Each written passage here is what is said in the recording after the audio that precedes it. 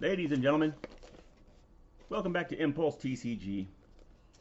Today we've got Final Fantasy pre-release kit and a big cord in the way of our camera. Um, let's open this up and see what rares we can hit, and let's see what deck or decks we could build that would be viable sealed pool decks. It's a really challenging set to build good decks in. Kind of pretty high skill cap for building a strong deck. Unless you got like a ton of synergizing bombs, and then anybody can do it. But for most pools, it's going to take some practice, and that's what this is. The difference between a good drafter and not a good drafter. So you can get in these pre-release kits, you can get a translucent blue spin down. It looks really cool. If you attended the event, sometimes they give out a D10 translucent blue spin down. That you can get the D20 out of these pre-release kits. I haven't been fortunate enough to get it yet, but I'm looking for one. Either trade for, buy, whatever. I'd like to have one because I got the D10, I got the dice bag. I think I got the dice bag right here. They give these out. They got the, I can't remember if that's Magicite or Materia on there. Final Fantasy dice bag. It's pretty cool. Our pre-release foil is Summon GF Cerberus. So we got a gluten-free Cerberus. It's actually pretty good. 4 mana for a 3/3. When it enters Surveil 1, not the greatest, but double. When you cast your next instant or sorcery spell this turn, copy it. You may choose new targets for the copy. So you get a Surveil, and if he lives, you get to copy an instant or sorcery on your next turn, which is very powerful if you've got a good removal spell. You get to 2-for-1 him right there, and then he gets a swing. And if he lives, when you next cast an instant or sorcery spell this turn, copy it twice. You may choose new targets for the copies. That's insane.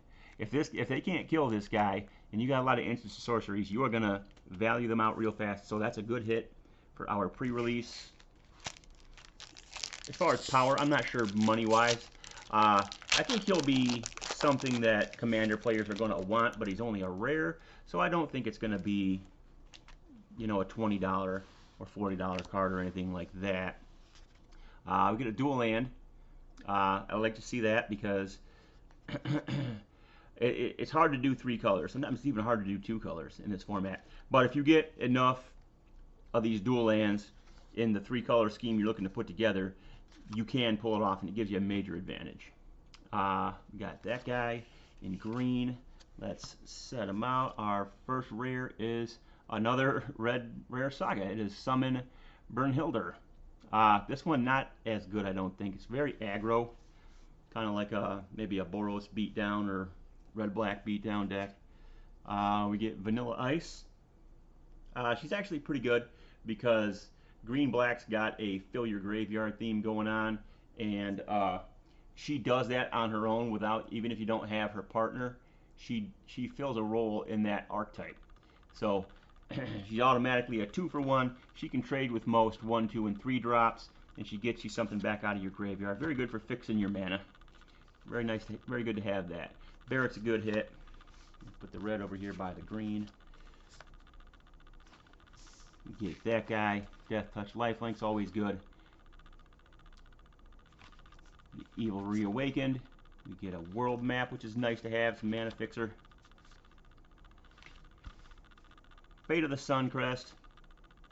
Retrieve the Esper. Airship Crash. I like this guy, he's pretty good. Is their Trader Fish Citizen. Suplex is a great card, and I like these land cyclers, especially if you're running the 3 colors. You want to get as many of those land cyclers in there as you can. That way, let me adjust this so it doesn't look like you're looking downhill. You still kind of look like you're looking downhill. Sorry about all that. Sorry for the motion sickness. On to the next pack. After that pack, I mean, it looks like we would definitely be red. We got the Suplex, and we got the pre-release foil GF Cerberus. Barrett's great. Bernhill is okay.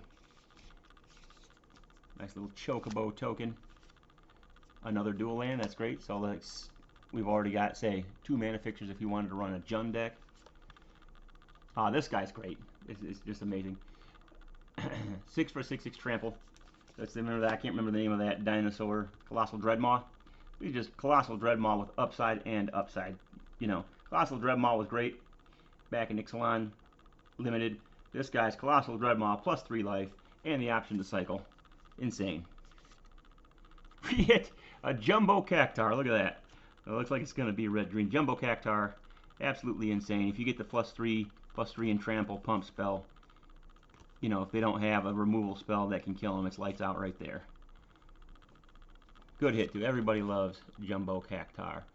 We get Ultimecia, Time Sorceress. Realm Sketching, that's another great card. Getting some powerful cards here so far. Phoenix Down, flexible card. Diamond Weapon, another great reason to play green. Not hard to get him out of it. If you're in a green-black deck where you can do a little bit of graveyard filling, like with Vanilla Ice here, yeah, Diamond Weapon is amazing. Hard to get rid of. Death Touch creatures can't kill him. We get an instant Rayman. We get Grand Pulse. One for one Death Touch is always great. And plus, he's got some upside. I mean, not very. There's our second. What is that?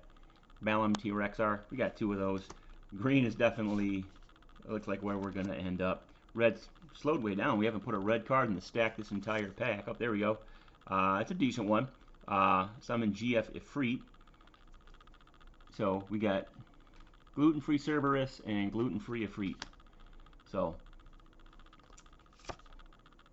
not sure what that means, but whatever. Magic Damper. Yeah, I mean, we are just like, that pack was like almost all green cards, wasn't it? Look at this. Insane. We only added 1 here. We had 1 here. Yeah, crazy.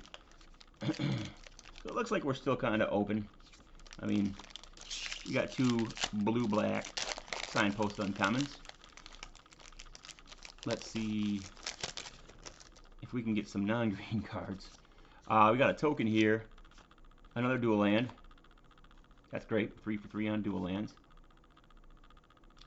Quintus Trep. She's pretty good. A couple of good green cards or blue cards now. We got Yuna, Hope of Spira. Hope of Spira. You get Swallowed by Leviathan. Thanks, Leviathan. You get Glot, Boros Equipment, Signpost uncommon. Here's another great green stompy creature. Trample when this creature enters. Choose one. Destroy target artifact, enchantment, draw a card. This guy's just nuts. Like for 7 mana, you drop the threat to kill you, and if you can tag, if you can destroy something on their side with it, it's just probably game ending. Dragoon's Lance, pretty good job select card. Adventure Town, not that much of a fan unless you got life gain synergies. Vincent's Limit Break. Magic Damper, which is basically just shore up by a different name. We get cool Chocobo card. Chocobo is very strong. Archetype in this, Fight On. Blazing Bomb, very good in the Is It 4 matter or more non-creature spells matters deck. You Are Not Alone. Pretty good pump spell. Not as good Giant Growth, or strictly better Giant Growth, depending on how many creatures you got out. Get an art card into basic lands. That ends our streak. We get another gluten-free Ifrit. Pretty good. You can ramp with that, with all the green bombs we have. Cecil Dark Knight, he's really good. We don't have any of the premium black removal spells, though. And another rare, it's a second copy of Summon Bernhild. So, I mean, if they don't kill him, you get a card off the top of your deck.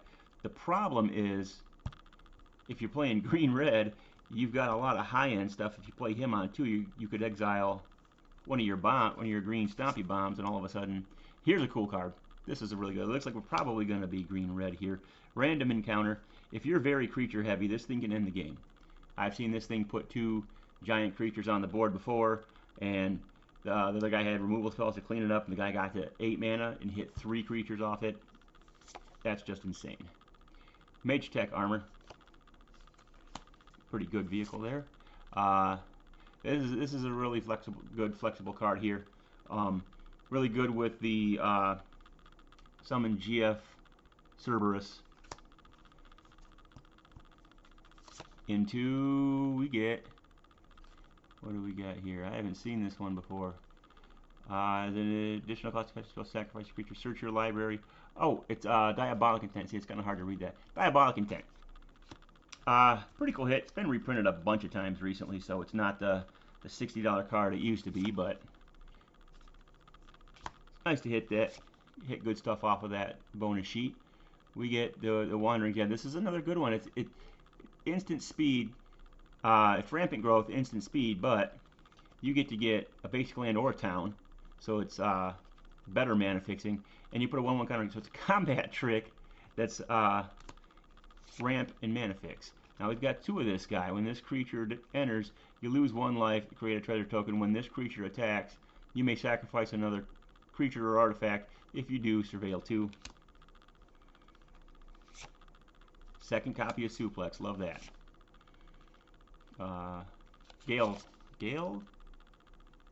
Galacat, and Dragoon's Wyvern, a decent card. People compare him to that blue flyer from March of the Machine, but I don't think this guy's as big a deal in this format as that guy was in that format, but it's still a really good common.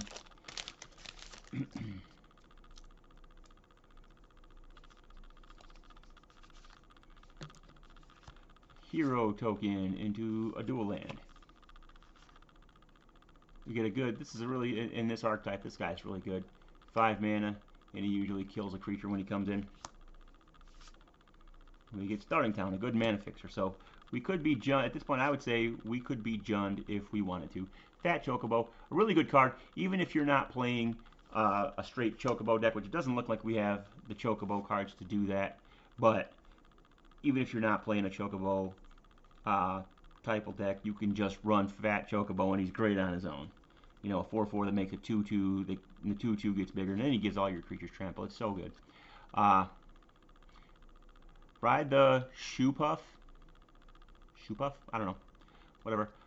Landfall, when a land enters, put a 1/1 counter on target creature you control. This thing's nuts. And then, for 7 mana, you can become a 7/7 beast creature in addition to other types. Absolutely nuts. Insane. We get Self-Destruct. I don't know about this card. I mean, it can handle a bomb, right? Handling bombs is a big deal. Here's a great 2-drop Reno and Rude. Lets you play stuff off the top of their deck by sacrificing a creature or artifact. We got World Map, number 2. A lot of mana fixing. We got the Red Cycler. You see that? He's pretty good too. You can get him out of nowhere. We got another Dragoon's Wyvern. You get a 3rd copy of T-Rex. Yeah, we're definitely green. There is no doubt about that. 2nd copy of GF Efreet. That's good. It looks like we're just going to be straight up green-red.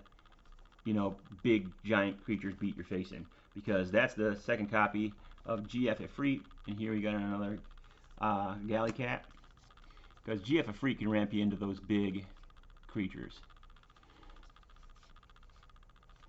Yes, we got GF Efreet there, GF Efreet there. Oh, we got 3 GF Efreets. So we got 3 GF Efreets and 3 of these T-Rexars. So insane, absolutely nuts. And then the GF Cerberus. You know, I'm not 100% sure. He's better in the red blue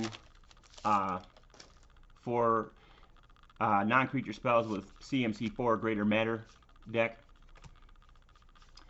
But I would not. You know, we've got some ramp spells we can cast. That would be a big deal to hit that 3 mana ramp spell that puts a 1/1 counter on a creature. That'd be a big deal to hit off of that. We get a total dud here from Father to Son. 2 mana, search your library for a vehicle card, reveal it, put it into your hand. The spell was cast from your graveyard for 7, you get to put it on the battlefield. You know, it's definitely great in Commander. It'll go in my Shorikai Vehicles deck, but here, I don't know. And then Masamune, yeah, I don't know if we've got anything that's going to care about the Masamune, but it's going to be a sought after card just because of the name. We get Judge Magister Galbraith. He's really strong, but I don't think we have white-black even close. This is a good card, very flexible. All creatures get -1/-1. Target player reveals their hand. You choose an artifact or creature card. From it, that player discards that card. I love that card. I think it's really good. You get to, you know, even though it gives your own guys -1, you get to determine when that's going to happen. Coral Sword, these are all pretty good. When this equipment enters, attached to a creature you control, that creature gains first strike until end of turn. Nice little combat trick. This is a great mana fixer, so it looks like we could be junned pretty easily if we wanted to. But it doesn't look like we're going to need to be 3 colors between what we have in red and what we have in green. We've got a second copy of Airship Crash. Black Mage's Rod, really good card in the black-red Pinger deck. We've got Red Mage's Rapier. Job select. Equipped creature has, when you cast a non-creature spell, yeah, this is really great in the red-blue Spell Slinger deck. We've got Slash of Light, and we've got Quirion Merchant. So that's the pool. I don't think we hit anything that's worth any significant amount of money. I'm kind of 0 for 4 with opening these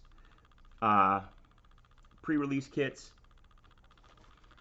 As far as getting good stuff, I think the best thing we got money-wise was the Diabolic Intent. Could be wrong. I think these are the 2 colors we're going to be, so I'm going to look at those first.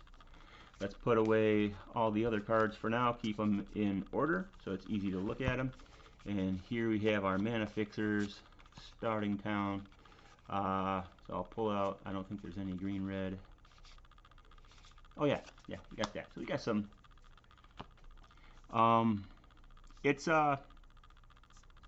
debatable as to whether or not we should run starting town, because it's a fast land. Late game, it's going to come in tap. That might make you miss your 6 and 7 drops here, but it might be worth it depending on how many. Like, you know, we've got, if we decide to run GF Cerberus, we've got double red there, and some of these are double green, so it might be worth it to run it. So let's lay out the curve and then make the cuts. I'm almost certain we're not running that. We will be running all 3 copies of Summon GF Ifrit, and it's drawing them late. If you're flooding out, discarding a land and drawing another card on top of ramping into something big. You know, if you play him on 3 on 4, you got 5 mana, and then if you play him on 4 on turn 5, you'll have 6 mana, and you'll be able to cast one of your dinosaurs. We'll probably play the Cycler. Self-destruct. Target creature you control deals X damage to any other target and X damage to itself, where X is its power. It's great if you've got a lot of creatures with bigger toughness than power, so your guy doesn't die. But I don't know if we'll run it. Maybe we will. Random Encounter is insane. Love this card. So we want to be very creature heavy with Random Encounter. We have 2 copies of Summon Brynhildr. I don't know about Blazing Bomb in this deck. We'll have to see. I got 2 copies of Suplex. That's great. That can hold us down in the early game. And then Barrett Wallace is a great 4-drop. And then, of course, a second copy of Brynhildr. This is kind of something that I would want to play on turn 4 or 5, so that if I do hit one of the big creatures, I don't lose them. I can just turn around and cast that big creature next turn. I don't think we're going to main deck any copies of Airship Crash. We've got the T-Rex are here. This card's nuts. It can just win a game on its own. I mean, the fact that you can just give 1/1 counters to stuff is amazing on its own. And Disenchantment becomes a 7/7 beast in addition to its other type. It's just 7 for a 7/7 later on. And it still has this ability. So if you had something in your limited pool that said 7 for a 7/7, whenever a land enters the battlefield, put a 1/1 counter on something, you would think that that was a good top-end card. Not really a bomb, but this transitions to being borderline a bomb when you can just drop it on turn 2, and on turn 3 start adding counters to your Blazing Bomb, and all of a sudden it's a bigger threat. It can trade, it can tap and kill a creature way above its size. That's a great card. Summon Fat Chocobo. This is a key card in our deck here. With the double suplex and the ramp spell, I think we will be running the GF Ifrit. Oh, and then random encounter. I didn't even think about that. That's busted. Like if you like say it ticks up the third time, and you cast random encounter for 6, you're gonna do that 3 times. Yeah, that would just yeah. We are definitely running that. This is a great spell here. And plus we've got 1, 2, 3, 4, 5, 6 sagas. It can either be a removal spell, or you can keep GF Cerberus around to double up your spells for you an extra turn. You can, you know, you can keep Burnhilder around, GF Afreed around. It's great in this deck. This is, I'm going to count it as a creature, because that's pretty much all it is. It's 2 mana for a Chocobo. I think that's good enough on its own. Here's another top end bomb. All the 5 mana and higher stuff is going to go right here. Another one of those dinosaurs. I think we run until end of turn. This creature gets +1 for each permanent card in your graveyard. He's just 1 for a 1/1 death touch. There's not a lot of removal. Diamond Weapon's great. Jumbo Cactar. This pool is stacked with giant green beaters. Airship Crash, I don't think we'll even run 1. This is a great card to keep the lands flowing. We're definitely running that. And whenever another creature you control enters, this creature gets +1/+1 until end of turn. Yeah, he's a pretty good little 3-drop. So we are super good on creatures. With random encounter being in our deck, we want to make sure that we are very creature heavy. We want to run all of this. All of this is fine. Namely because these T-Rexes have forest cycling. The only one I think I might cut is Hilgaius. I'm not sure, but I think I will cut that. But yeah, I mean, we've got ramp in the form of triple GF Ifrit and Pirashi's Partings, or Pirashi's Wanderings. We'll just go ahead and cut at least 1 copy of Airship Crash straight away. I think we'll just cut both copies. I don't think that with the power of creatures we have, we don't want to be running any instants or sorceries that are gonna get in the way of hitting multiple creatures from random encounter. Shuffle your library, then mill 4 cards. Put each creature card milled this way onto the battlefield. They gain haste. At the beginning of the next end step, return those creatures to their owner's hand. And then you can flash it back for 8. And then we've got GF Cerberus that can copy it. Just insane. I mean, a lot of times you're just going to swing for the win. 1, 2, 3, 4, 5, 6, 7. So we got 7 high-end bombs. That's great. So 7, 8, 9, 10, 11, 12, 13, 14, 15, 16, 17, 18, 19, 20. 20 playable creatures, most of them very good. You know, and then GF Ifrit is even great with, you know, if you have nothing else, you can make a couple of Chocobos, or you can make 3 Chocobos. That's still really good. You know, you get 3 2/2s that can swing as 3 2s for 2 mana. Just great. You know, and you can go, if you play the GF Cerberus and he sticks around, next turn you play this, you ramp by 2, and you put 2 1/1 counters on stuff. So you've got ramp and board presence, serious board presence and serious ramp at that point. And then you've got the mana of the turn after that for random encounters. I think that works out really well. I think we're going to cut Self-Destruct because it looks like it's going to do nothing but kill our own creatures. And our creatures should be able to dominate the board. I don't think we need Coral Sword. Our creatures are already big time enough. Clash of Icons is great in this deck. I don't think we run Blazing Bomb. I think it's just 1 for a 1/1 that can tap, and you might get 1 counter on it. I don't see anything out here that'll even just random encounters. The only thing going to put a counter on it, so that's definitely something that gets cut. Again, we got 20 creatures here. What one of these high-end creatures can we cut? Definitely not Jumbo Cactar. One Fat Choco. I think we keep them all, right? What do we got up here? 1, 2, 3, 4, 5, 6. That sounds about right. That sounds about right for what we want to do. We might even go down to 5, but I don't see anything up there that I want to cut. We got limited amounts of removal, as you're always going to have in this set, because there's not a lot of removals, and this can count as a removal spell, or it can keep one of our sagas around the next return, which could be a big deal. So yeah, I think we'll just keep that in there. We need the 2 suplexes. I mean, this is just too good for your early creatures. We don't actually have a lot of early creatures, do we?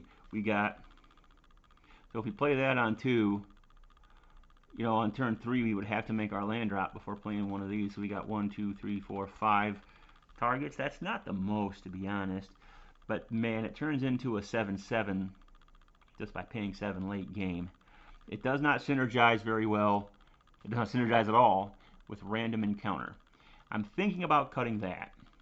Because we want to run, I think, 19 creatures in this deck, just because our creature quality is insanely high, and what we can do is we can just play giant creatures and say, you know, deal with it.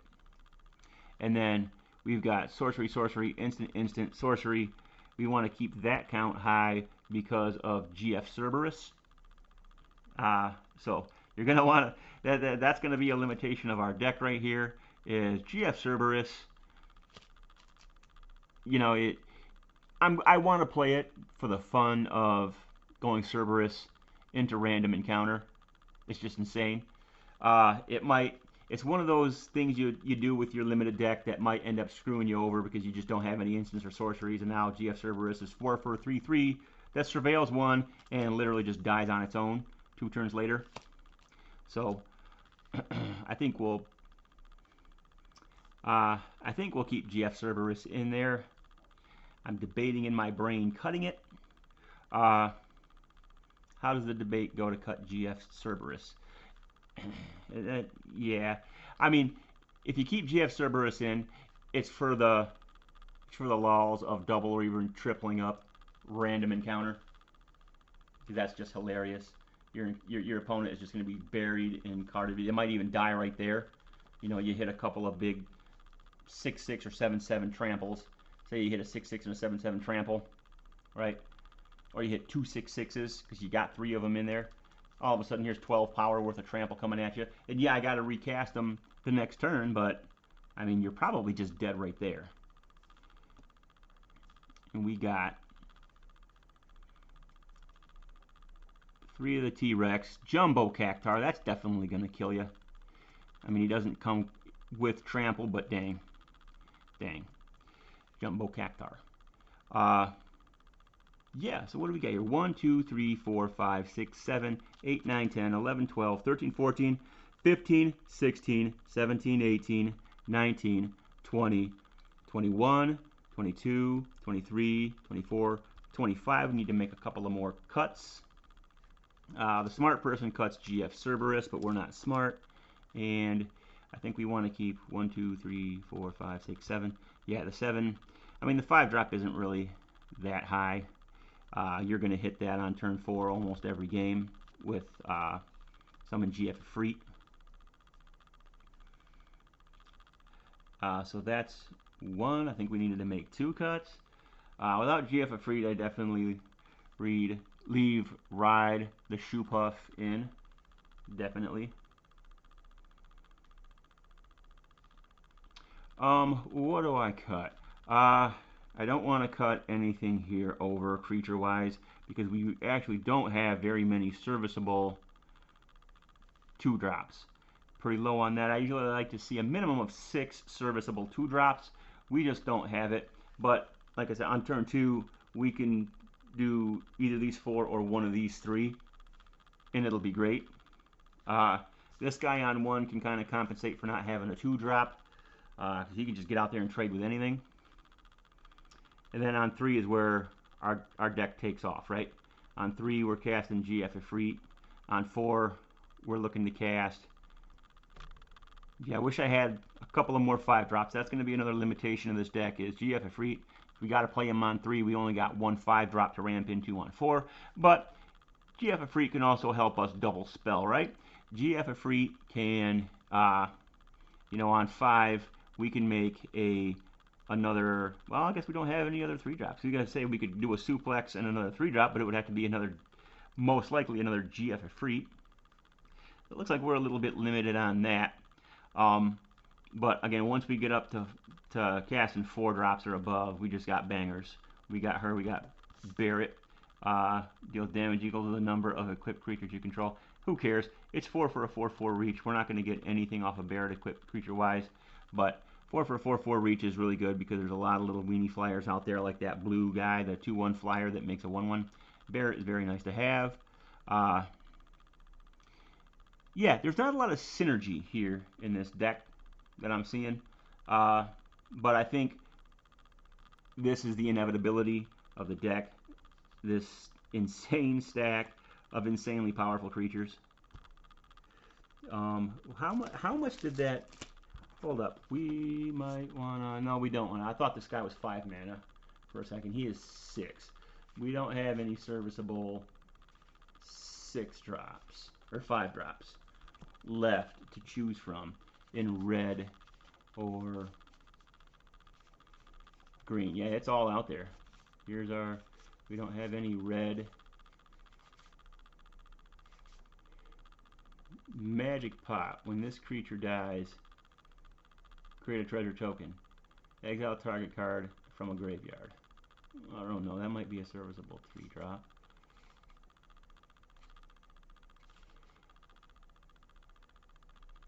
Yeah, we might think about running Magic Pot in this situation. I don't think Magic Pot is the greatest card to be playing, but it sits out there and it blocks. Hopefully it can trade with something, and the reason that's great is because it's going to give you a treasure token to ramp into the big guys. So what would I cut to get Magic Pot in? What do we got? 1, 2, 3, 4, 5, 6, 7, 8, 9, 10, 11, 12, 13, 14, 15. Let me restart. Sorry. 1, 2, 3, 4, 5, 6, 7, 8, 9, 10, 11, 12, 13, 14, 15, 16, 17, 18, 19, 20, 21, 22, 23, 24, 25. We have to make 2 cuts here. We can run 16 lands because we do have 3 forest cyclers. I don't think we want to be cycling away these behemoths if we can help it, but at the same time, if we can run fewer lands and get more spells in, that'll help us with random encounter. And we do have GF Efreets, and we do have Summon Brunhild. If we're struggling for a land drop, we can run him out there and hopefully exile a land, and then next turn we can play that land. 2 cuts, guys. Let me know down in the comments section what you would cut. I'm not big on the Summon Brunhilder. Next gives a creature. Oof, yeah, but he can give haste to our giant beaters. You know, oof. Yeah, it's a tough build for sure. On second thought, we're gonna go without the Magic Pot. She seems. Actually, we'll leave Magic Pot in and get rid of this guy. I think Magic Pot's a better 3-drop for this deck. That's because our early game we're just looking to not die to aggro, and he's better at not dying to aggro. And we're also looking to ramp into big guys, and he can ramp us if he dies. So we'd have to make 1 more cut. I can't decide. You let me know down in the comment section which one of these cards you would cut. I'll leave it right here at that. And we'll have a quick look at some of the other colors just to make sure we didn't miss a better option than red, because it looks like green is absolutely the color you want to go with. Red's got the GF Efreets that ramp into our big guys, and it's got random encounter, which is hilarious. Let's have a look at white real quick here. What would white look like? Damage equal to the number of creatures you control plus the number of equipment you control the target creature. Okay, that's pretty good. White Mage Staff is really good with, we'll call White Mage Staff a creature. Father to Son, I mean, we're just going to set that off to the side. Sincerely doubt we would play that. This guy's great artifact synergy. We've already got 1 artifact sitting here. We got 2 of him. 3/3 Flying Vigilance can be 2 or more artifacts. That's not that hard. When this creature enters, create a 1/1 colorless hero token. Yeah, 4 for a 4/4 that makes a 1/1. You know, he makes a guy to crew himself. That's pretty good. And good with the artifact synergy. This is a decent pump spell. Dragonlance, drive select, so it's a creature. Equipped creature gets +1/0 and is a knight in addition to its other types. During your turn, equipped creature has flying. So it's 2 for a 2/1. If you're on the aggro, it's 2 for a 2/1 flyer that you can use to give another creature flying on your turn. We've got the Land Cycler, those are always good. Phoenix Down Artifact. Return target creature card with mana value 4 or less from your graveyard to the battlefield tapped. Exile a Skeleton, Spirit, or Zombie. So it's situationally a great removal spell, but most of the time you're just going to get a mid-sized creature when your Galley Cat's back. And it's an artifact that counts for your artifact count for the Galley Cats. Fate of the, so a good removal spell. So, you know, we don't have a lot of white, but it looks like the white cards we have are very good. You got removal spell, maybe a removal spell, and they're good removal spells. We got a couple of Galley Cats. Those are great in the artifact deck. 3 for a 3/3 flying. Vigilance is amazing. A couple of good job select cards. If we were going to run that, we would run it with blue, right? Let's see what it looks like with blue. Combat Tutorials, great. This is more for the green-blue Towns Matter deck. These are auto includes, just not the insane, probably going to be highest win rate creature that it was in March of the Machine Aftermath. I don't know about Magic Damper. I don't think we have anything to protect. Swallowed by Leviathan's a big maybe. When Quintus Trape, well, how do you pronounce that? Quistis Trape enters, you may cast target instant or sorcery card from a graveyard, and mana of any color may be spent to cast that spell. The spell we put in the graveyard this way, exile it.